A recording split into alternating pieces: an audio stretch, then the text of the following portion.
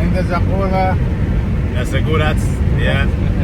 And then the marshes of Chimbayesh? Yes. Chimbayesh. Yalla.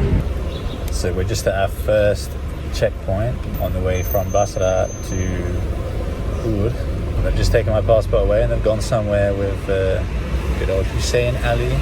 Well, they're pretty friendly. Checkpoint number 2. Yeah. Look at that place. Holy shit. That was some serious checkpoint. Nasir now? Now we're in Nasir. Hey, Basra. Okay, Basra and Nasir. Have you been here before? It's amazing. Massive. Okay, we made it to the Ziggurat of Ur. So Ur is believed to be... Wow. That's terrifying. What the fuck was that? Here, loads of other stuff as well. This is kind of eerie. I think there's an airbase right behind this place, by the way. But here it is. Here's the Ziggurat, which is like a big stepped pyramid thing, popular during the Sumerian time. But Ur is believed to be one of the first cities, if not the first city ever. Everything began right here in this city with this Ziggurat in Iraq. So most cities during this time, and I'm talking like 5, 6, 7,000 years ago or something, had a Ziggurat in them. And they were essentially temples, I suppose. And they were stepping up to the gods. So at the top of the Ziggurat was a deity of the city. So this one would have the deity of the city of Ur. I love this name as well, Ur. What a simple, basic name of a city.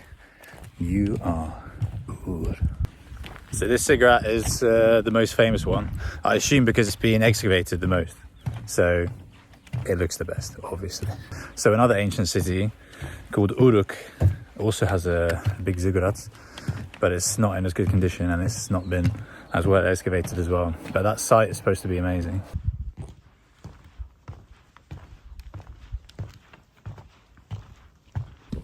So swinging this back to the Romans, this place was abandoned sometime around 300, 400, 500 BC, which was before the Romans ever got here. So maybe they didn't even see this place, or they saw it looking good before it was completely destroyed by the weather and everything.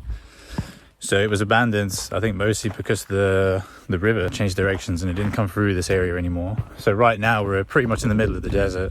We're quite far away from the river, so you can see the big Ziggurat over there. So yeah, this place dried up and got fucked. And to be honest, I think the Romans were barely down this side of Mesopotamia, because we're all the way down the south right now. The Romans were mostly in the west of Iraq. Well, what's currently Iraq. The most mad thing for me is that there's not a single other person here except my taxi driver, new friend, Hussein Ali. If you come to Ur, you'll have the whole place to yourself. And you'll hear these creepy intercom noises. Can you hear that? There's a big ass speaker there. So yeah, not a single tourist in the first city in the world with an incredibly good condition Ziggurat, buried under the sands for, well, thousands of years. I think this was discovered fairly recently.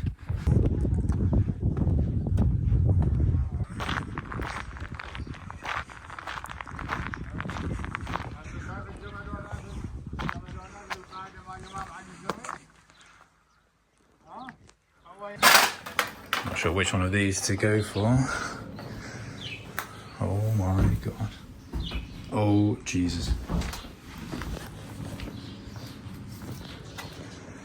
Fucking hell. Any Western toilet is literally covered in shit. Okay, I'm gonna have to use one of these ones, I think. Well, I don't think tourists have been here for a while, because that was quite a little experience. There's no water as well. There's a dried up fountain, which is a shame. This could be a quite nice visitor centre. It's got nice little ziggurats around and stuff. But yeah, those toilets need burning and destroying.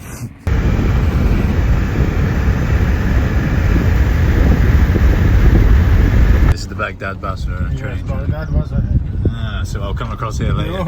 I'll be here again. Yeah. Well, I hope they remove some of the rubbish on the track. Right. There was like bricks on some of the track. I'm sure the train will smash through later on when I'm trying to get to sleep. Wow. Notice a lot of the houses here have these balconies right inside the house. It's very common. He's just asking everyone for directions all the time. Adil.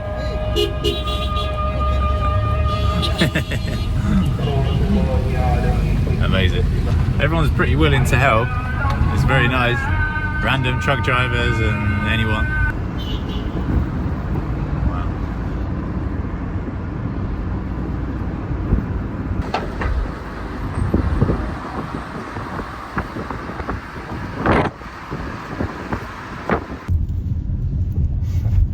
It's the first crash I've seen actually. It's quite impressive. Oh, that came from that one. Oh.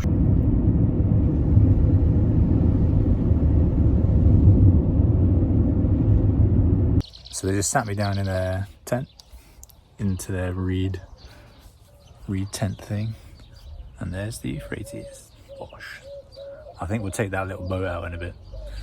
I think, and then go cruise around, cruising on the Euphrates. Yes, please.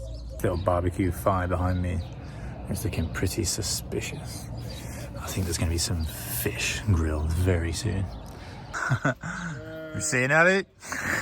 Line. Sorry? 8 line. Eat. Now? Yeah, okay. Now? Uh, Go energy. how long does it take? Go and the Yeah, go then eat. Yeah, okay. عجي. Well, I don't know. energy عادي. I don't mind. إيه بس هم بعد إحنا ما نجي يحضروني. I don't know what's going on. He's saying out he's showing his family everywhere we go. He's recording everything as well. He keeps taking pictures of me as well. He's like on the phone to his daughter and wife and stuff. It's very funny. I feel like he's on the tour as well. You're out in the sun, it's boiling, but in here, very cool. They may be old-fashioned, but they work pretty well.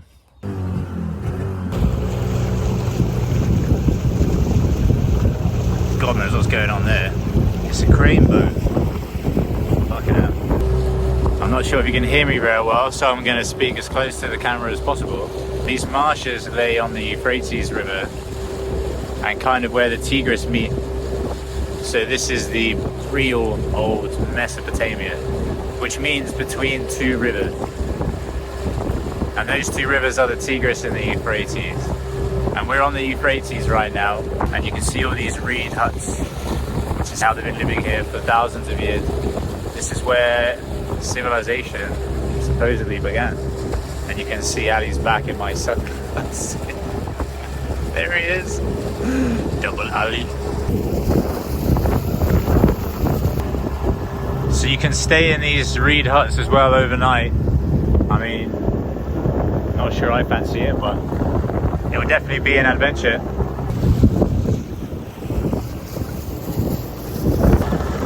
The smell is incredible. Oh, there's a heron thing. Oh yeah, nice. Really in the thick of it now. You can hear the birds everywhere. And they just keep flying out of the reeds. I think I missed those one.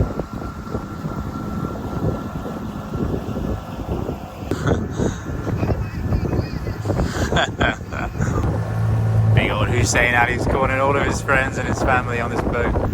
Hey, we've got some buffalo. Oh, there's some hidden buffalo. No way. They're everywhere. I'll keep a lookout now. I've seen a couple of these and I'm not sure what the deal is exactly. There's all the mud there, which they've churned up with the digger boat. So I'm not actually getting told anything on the tour. It's a make it up as you go along. Try to guess what's going on. So I've got to look at this stuff and try and figure out what's going on. I don't know what they're doing here. These are really cool huts though, look at that. Very cool. But I don't know what they do in these marshes. I'm assuming fishing. But then what is the digger boat doing? It's everywhere. This muddy stuff. They've been digging up the bottom. Maybe to build new huts or something, I don't know. Thinking about it, they might have dug the ground up to either walk on. اسويها مش فيها تشيلوا بس هاي الباقه مالها لا بعد يشتغلوا اشتغل يوصل تقريبا للعماره اقل شوي لحويزه لا حويزه الجانبيه عماره بس اقل من عماره تقريبا 5 كيلو. Not sure what's going on. Is that a famous hut? A famous one? Yes. Who lives there? Who lives in that hut? Home? Yeah, who? Things are not easy here if you don't speak Arabic. Very, very difficult. Oh no. They're trying to get his shoe and these guys have just blasted past. Oh no. Oh, he's got it. Ah, easy. Whee. I'm so annoyed I didn't catch that on camera. I wasn't expecting him to go for it straight away. We only just appeared at the stairs. Only the front of the boat was nearby the stairs and he already put his foot on the side. And his shoe came straight off, straight in the water. He almost went straight in. The boat almost capsized. Oh my God, it was amazing. So annoyed I missed that. I don't know if you can see that. I think that's a kingfisher or something. And it had a fish in its mouth. And it's gone. Oh no, it's still there. Oh, now it's gone. Okay, we've got another toilet experience here. Just going to search for the toilet. I have to go upstairs in this really hutty place, which is pretty cool. Oh, look at this. Got amazing balcony, rooftop terrace. This is good. Nice little seating area, praying area. And the view over the Euphrates. And the town is over there somewhere. Well, I found a sink and that's an amazing looking sink. I'm assuming this is the toilet, so here we go. So this is a close-up of what I've been given. Got a huge fish there with something on it, I'm not sure what it is. These apple-y things which I had yesterday. Loads of salad and bread and tomatoes and stuff. Some juice, and I think that's ayran. Honestly, and there's loads of dates and stuff there, and salt. Incredible. So much food. It's amazing. Hospitality is really good. And remember, they're over there not eating anything because it's Ramadan for those guys. It's incredible. They look comfortable.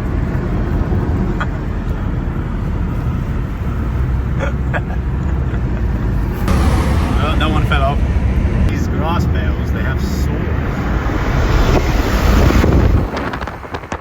So the road safety here is basically non-existent. I've seen people drive down the wrong side of the road constantly, and those hay bale trucks, or they've got grass in them or whatever, crops and stuff. I think the workers put their tools on the top at the end of the day to take back, but they have things like circular saws and stuff, which is just hanging off the back. I mean, imagine if that just flies off and smashes into your windscreen of the car. I mean, you're dead as fuck. It's like Final Destination kind of stuff, and you can see it everywhere.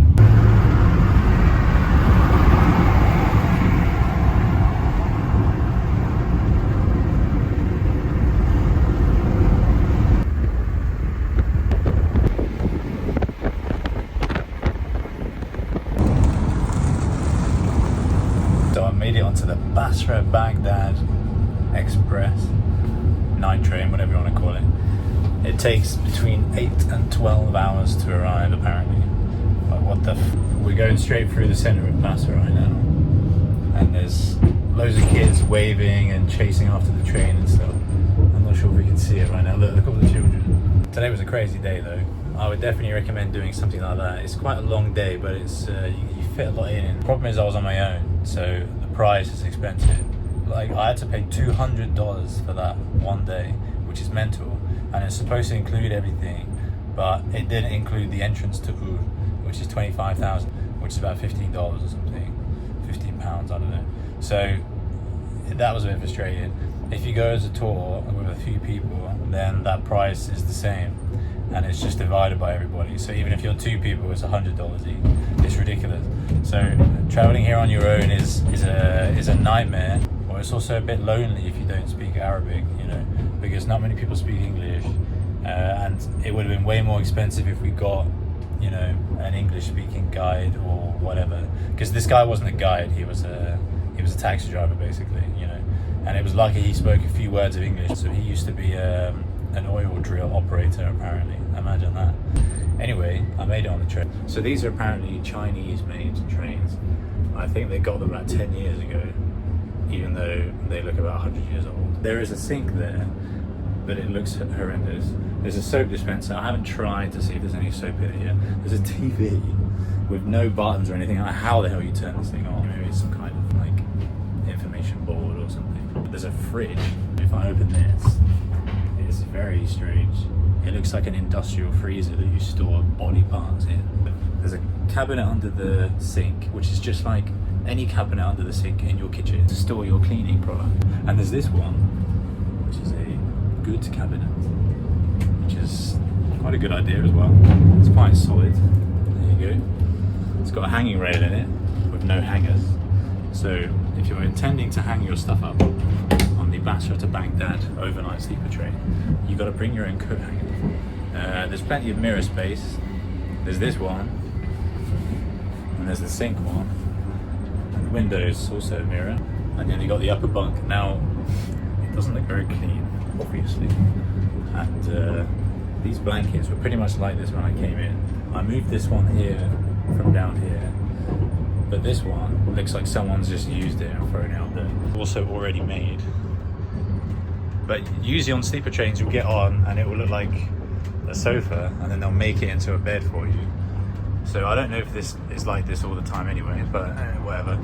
The main thing though, the main thing with this place is it's boiling hot. I am baking in here, and I can't see any way of changing the temperature. Usually there's something. All I've got is this. There's a blind, there's a little light, there's some hooks there, a light up there.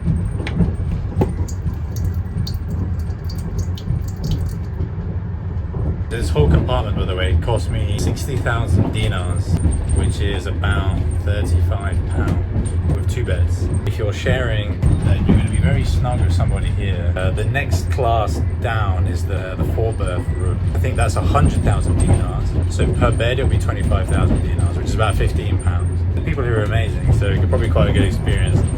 Again, it doesn't help if you don't speak Arabic.